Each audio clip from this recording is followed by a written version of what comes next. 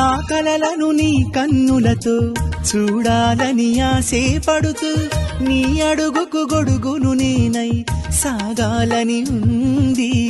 నా ఇంటిని వెన్నెల చేసే వెలుగుల సిరిదీపం నీవే. నీ అక్షరయాగానికి నే చమురై తోడుంటా. ఆ మేఘం నీవే, ఈ మన్నును నేనే. చినుకైనా ఎదపై చిగురే తొడిగావే.